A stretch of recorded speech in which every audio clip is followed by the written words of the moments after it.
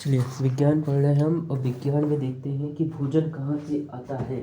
तो भोजन आता है हमारा, भोजन कहाँ से आता है, मतलब निम्नलिखित में से कौन सर्वाहारी की श्रेणी में आता है। कौन आता है भैया, ए बी दोनों, यानी शाकाहारी और मांसाहारी ए दोनों सर्वाहारी में आते हैं, ठीक है।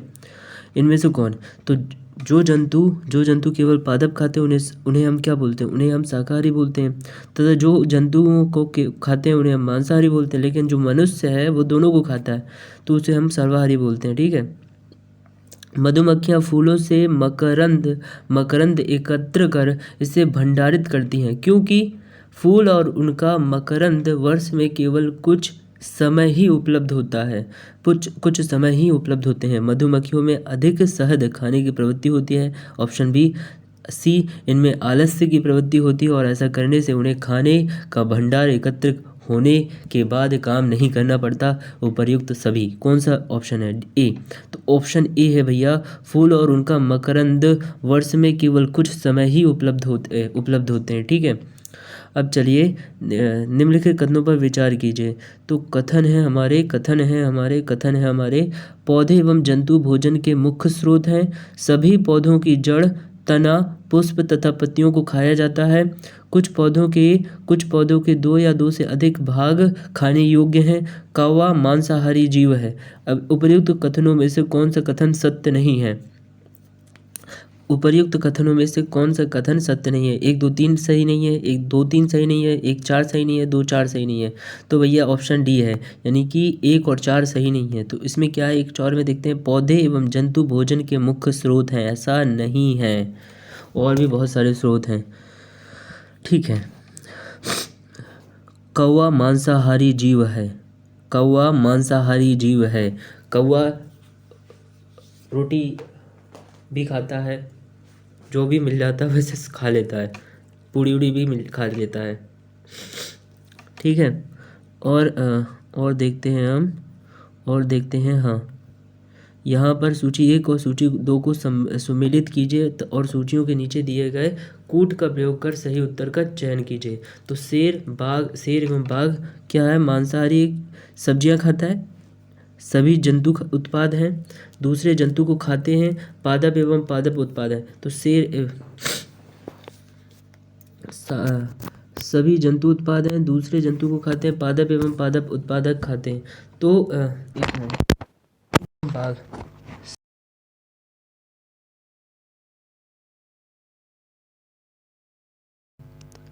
microphone is occupied, okay, by other apps now if you want.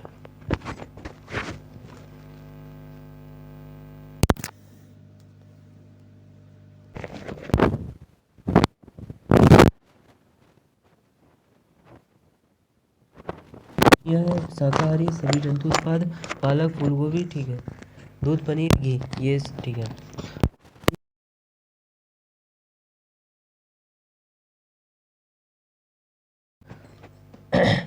तो वैसे ऑप्शन बी सही है, ऑप्शन बी सही है। तो बी सही, यानी कि एक का शेर एवं बाघ का तीसरा दूसरे जंतु को खाता है, सिर्फ तीसरा इसका सिर्फ दूसरे जंतु को खाता है।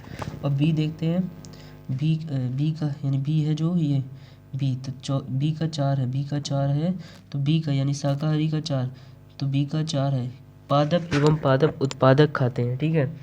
दूध, पनीर, घी, दही, सब्जियां हैं, दूध, पनीर, घी, दही, सब्जियां हैं, दूध, पनीर, घी, दही सभी जंतु उत्पादक हैं। एक मिनट रुक जाओ, सभी जंतु उत्पादक हैं, ये गलत हो गया, सभी जंतु 2, डी का 2 है, और सी का 1 है, सी का यानी कि सी का 1, सब्जियां हैं, पालक और फूलगोभी, ठीक है।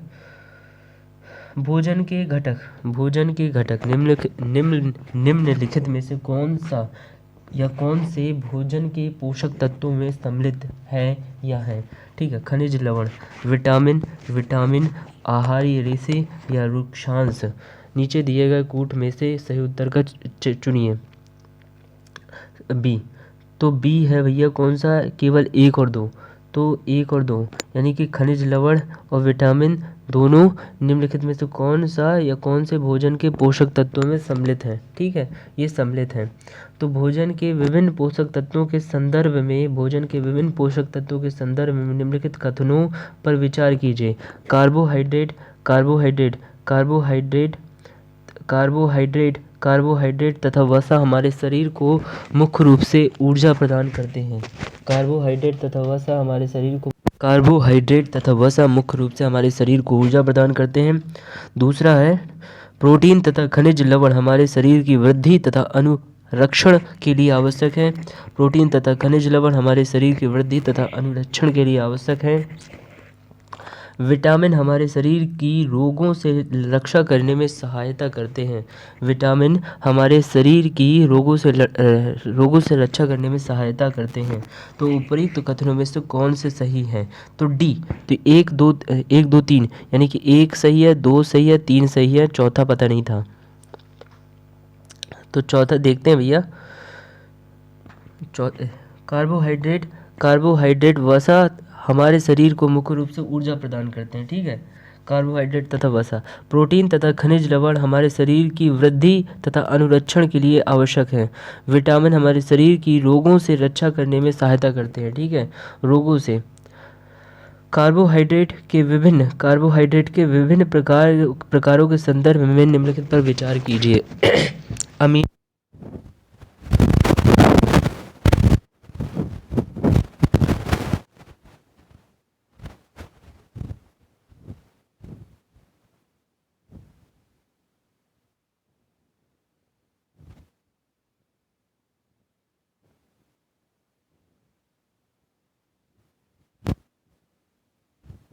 अमीनो अम्ल प्रोटीन होते हैं। ठीक है,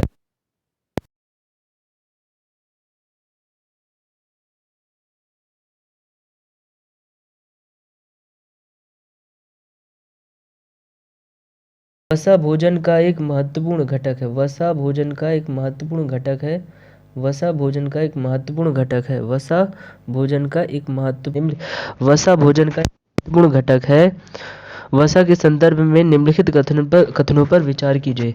भोजन में वसा को ऊर्जा प्रदान करती है। वसा की तुलना में कार्बोहाइड्रेट की समान मात्रा से हमें अधिक होती है। वसा की तुलना में कार्बोहाइड्रेट की समान मात्रा से हमें अधिक ऊर्जा प्राप्त होती है। ठीक है, अधिक ऊर्जा प्राप्त होती है। तो इनमें से बताना है, कथनों पर विचार कीजिए। वसा भोजन घटक संदर्भ में निम्नलिखित कथनों पर विचार कीजिए। तो उपयुक्त कथनों में से कौन से सही है? केवल 1 सही है, केवल 1 2 सही है, केवल 2 3 सही है, 2 3 सही है, या डी 1 2 3 सही है। तो बी इसमें 1 2 सही है। अब देखते हैं 1 2 में क्या है। 1 2 सही है, 1 2 सही है। 1 2 में क्या है?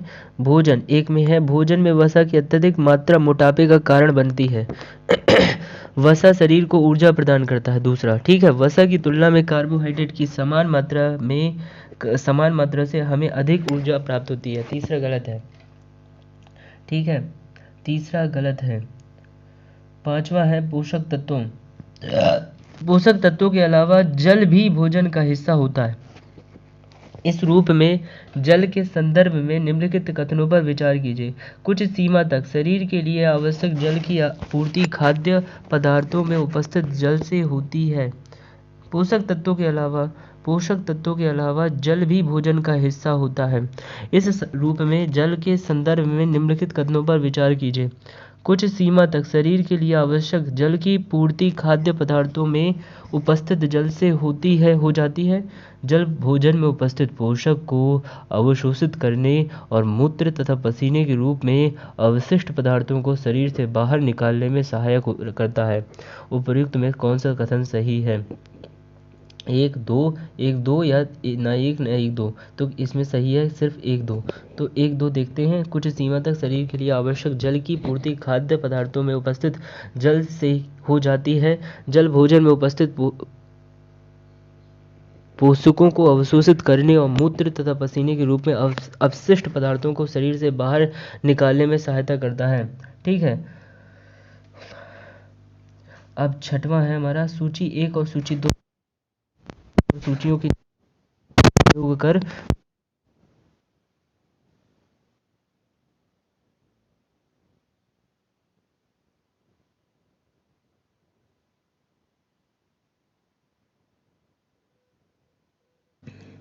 तो भैया विटामिन ए से कौन सा रोग होता है? बेरी विटामिन B1 से पता नहीं, अभी तो मिलाना है। अभावजन्य रोग, तो विटामिन B1 से रिकेटस, विटामिन C से दृष्टिहीनता, विटामिन D से स्कर्वी। अब यहाँ पर देखते हैं तो कौन सा ऑप्शन सही है? ए, तो ए है हमारा सही। तो ए है हमारा सही, यानी कि ए का तीसरा दृष्टिहीनता है, तो मुझे पता था। बी का है 1, यानी कि B1 से बेरी रोग होता है।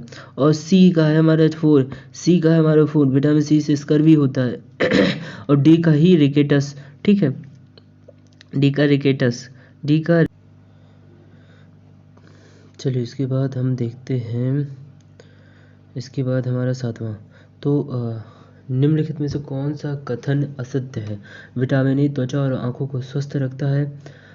विटामिन B1 घाव भरने में सहायक होता है। कौन सा स्वस्थ है बताना। विटामिन C रोगों से लड़ने में सहायक है। विटामिन D हमारी अस्थियों और दांतों के लिए कैल्शियम का उपयोग करने में हमारे शरीर की सहायता करता है। तो इसमें बी यानी B1 घाव भरने में सहायक होता है, ये वाला गलत है बी, बाकी सही है। विटामिन ए त्वचा और आंखों को स्वस्थ रखता है। विटामिन सी रोगों से लड़ने में सहायक है। विटामिन डी हमारी अस्थियों और दांतों के लिए कैल्शियम का उपयोग करने में हमारे शरीर की सहायता करता है। कार्बोहाइड्रेट के, तो क्योंकि ए सी डी सही है, ठीक है, क्योंकि विटामिन B1 कार्बोहाइड्रेट के पाचन में सहायक होता है। घाव भरने में विटामिन सी सहायक है। विटामिन सी भोजन पकाने, यानी कि विटामिन सी रोगों से लड़ने, भोजन पकाने में गर्मी से आसानी से नष्ट हो जाती है, भोजन पकाने में, ठीक है। निम्नलिखित युग्मों पर विचार कीजिए। अब कौन सा युग्म सुमेलित है? कैल्शियम अस्थि क्षय, आयोडीन घेंगा रोग और लौह दंत क्षय। तो ए 1 और 2, यानी कि कैल्शियम अस्थि क्षय है और आयोडीन घेंगा या डायटर से संबंधित है। तो लंबी अवधि तक पोषकों के अभाव के कारण होने वाले रोग अभावजन्य रोग कहलाते हैं। कैल्शियम की कमी से अस्थियां एवं दंत क्षय से संबंधित विकार होता है। आयोडीन की कमी से घेंगा होता है, गर्दन की ग्रंथि का फूलना और बच्चों में मानसिक विकलांगता इसके प्रमुख लक्षण हैं। लौह की कमी से अरक्तता होती है, इसी कारण रोगी कमजोरी का अनुभव करता है। मानव शरीर में धीमी वृद्धि निम्नलिखित में से किस कमी के कारण होती है? विटामिन, प्रोटीन, वसा, उपर्युक्त में से कोई नहीं। बी, किसके कारण? B, protein. तो मानव शरीर की धीमी वृद्धि प्रोटीन की कमी के कारण होती है। यदि प्रोटीन तथा कार्बोहाइड्रेट दोनों ही किसी व्यक्ति के आहार में लंबे समय तक अनुपस्थित रहे तो इसकी वृद्धि पूरी तरह अवरुद्ध हो जाएगी। तंतु से वस्त्र तक,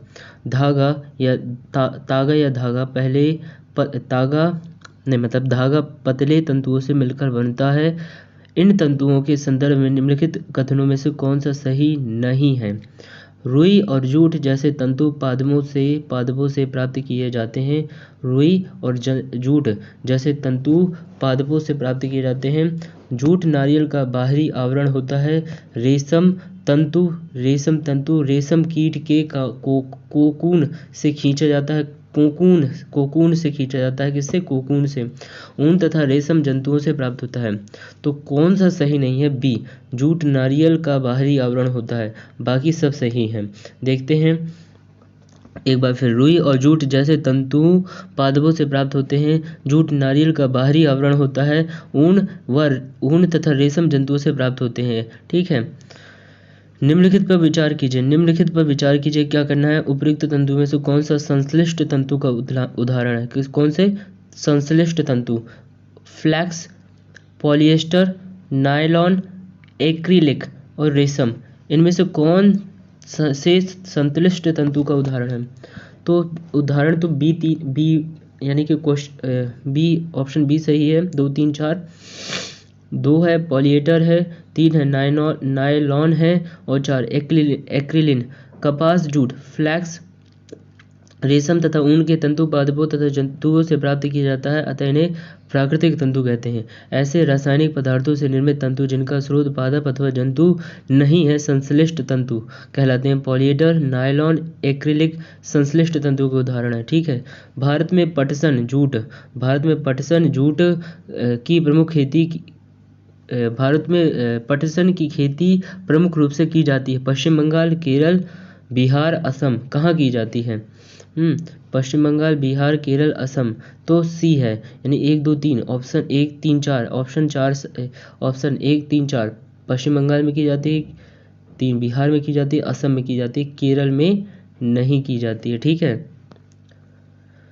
निम्नलिखित कथनों पर विचार कीजिए। पटसन यानी जूट को पुष्पन अवस्था में काटते हैं। पटसन के तनों को कुछ दिनों तक जल में डुबोकर रखते हैं। ऐसे रेशे में तागा बनाने की प्रक्रिया को कताई कहते हैं। तो उपर्युक्त कथनों में से कौन सा कथन सही है? तो बताना है डी, 1 2 3 तीनों सही हैं। यानी पटसन जूट को पादप पुष्पन अवस्था में काटते हैं। पटसन के तनों को कुछ दिनों तक जल में डुबो कर रखते हैं। रेशे से तागा बनाने की प्रक्रिया को कताई कहते हैं। ठीक है। वस्तुओं के समूह बनाना। अब देखते हैं वस्तुओं के समूह बनाना। निम्नलिखित पर विचार कीजिए। ऑक्सीजन, सिरका, मिट्टी का तेल, नींबू का रस। उपर्युक्त में से कौन सा या कौन से जल में विलेय है? नींबू का रस ही विलेय है। सी, 1 2 4 ऑक्सीजन विलेय है, 2 सिरका विलेय है, नींबू का रस विलेय है, मिट्टी का तेल विलेय नहीं है। ठीक है। निम्नलिखित पर विचार कीजिए। स्टील की प्लेट, तेल तथा तेल लगा कागज, गत्ते का डिब्बा और कांच। उपर्युक्त में से कौन से पदार्थ पारभासी ट्रांसलूसेंट है? पारभासी ट्रांसलूसेंट है। कौन सा पदार्थ ट्रांसलूसेंट है? तो उपर्युक्त में से कौन सा पदार्थ ट्रांसलूसेंट है? ए, स्टील की प्लेट। ठीक है, ट्रांसलूसेंट, पारभासी। ठीक है। अब पारभासी क्या होता है? वह पदार्थ जिसके आर पार स्पष्टता देखा जा सकता है। पारदर्शी कहते हैं, ट्रांसपेरेंट कहते हैं। जिनके आर पार नहीं देखा जा सकता उसे अपारदर्शी या अपारदर्शी ओपेक कहते हैं। ठीक है। कांच पारदर्शी तथा गत्ते का डिब्बा अपारदर्शी उदाहरण है। ऐसे पदार्थ जिसके आर पार देखा तो जा सकता है परंतु बहुत स्पष्ट नहीं देखा जा सकता, उन्हें पारभासी यानी ट्रांसकुलेंट कहते हैं। जैसे तेल लगा कागज आदि, ट्रांसकुलेंट। ठीक है। केवल 2 यानी तेल लगा कागज। इसका ऑप्शन कौन सा सही है? तेल लगा कागज।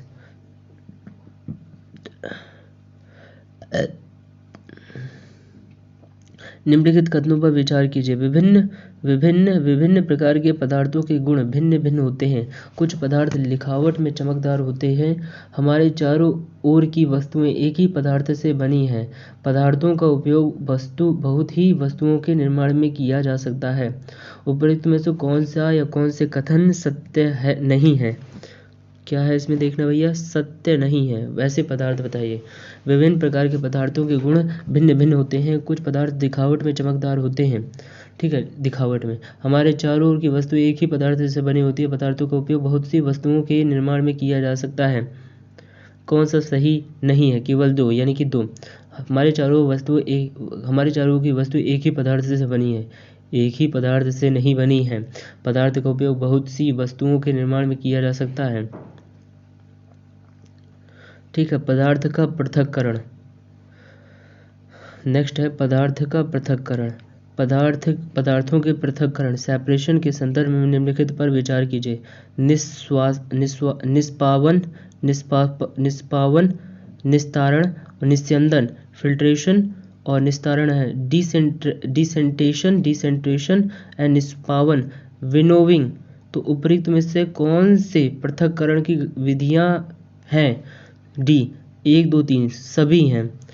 व्याख्या। निष्पावन, निस्तारण और निस्यंदन तीनों ही मिश्रणों से अवयवों के पृथक्करण की विधियां हैं। इसके अतिरिक्त हस्तचयन, हैंड पिकिंग, चालन, अवसादन और थ्रेसिंग और वाष्पन इवेपोरेशन भी मिश्रणों से उसके अवयवों के पृथक्करण की कुछ अन्य विधियां हैं। ठीक है,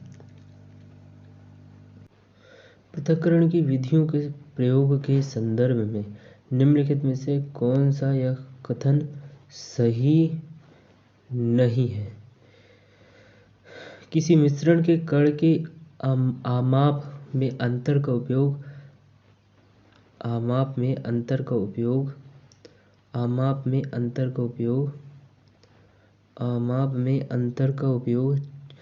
चालन तथा निस्यंदन प्रक्रियाओं द्वारा पृथक्करण में किया जाता है। किसी मिश्रण के कणों के आमाप में अंतर का उपयोग चालन तथा निस्यंदन प्रक्रियाओं द्वारा पृथक्करण में किया जाता है। रेत और जल के मिश्रण में रेत के भारी कण तली में बैठ जाते हैं और अवसादन की विधि द्वारा जल को उड़ेलकर पृथक किया जाता है। अवसादन विधि द्वारा जल को उड़ेलकर पृथक्करण किया जाता है। द्रव तथा उसमें अविलेय पदार्थ के अवयवों को निस्यंदन की विधि द्वारा पृथक किया जा सकता है। द्रव तथा उसमें अविलेय पदार्थ के अवयवों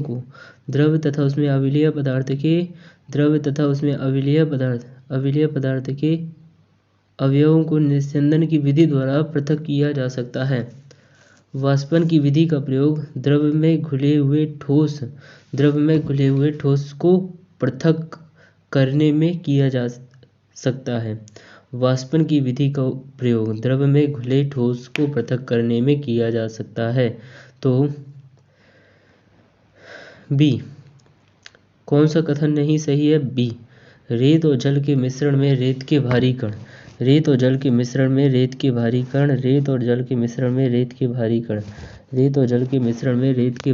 कण तली में बैठ जाते हैं और अवसादन की विधि द्वारा जल को उड़ेलकर पृथक किया जाता है। ठीक है, जिस विलयन में कोई पदार्थ एक सीमा के बाद और अधिक न खोला जा सके, ऐसे विलयन निम्नलिखित में से क्या कहलाता है? संतृप्त विलयन। क्या कहलाता है? संतृप्त विलयन।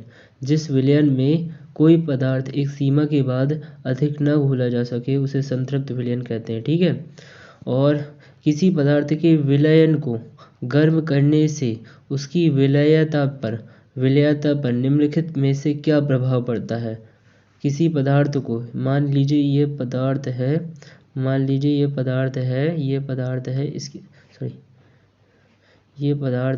ये भगोना है। ठीक है, इसके अंदर कुछ सामान है, ये पदार्थ है। अब इसे आग के ऊपर रख दिया तो इसकी क्या होगा? आग के ऊपर क्या होगा? विलयन की गर्म करने पर इसकी विलेयता पर निम्नलिखित में से क्या प्रभाव पड़ता है? बढ़ती है विलेयता।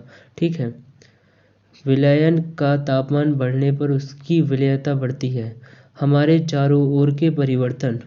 अब पढ़ते हैं हम हमारे चारों ओर के परिवर्तन। औजारों में लोहे के फलक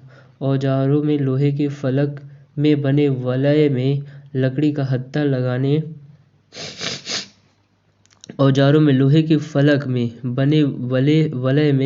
हत्था लगाने के लिए फलक के वलय वाले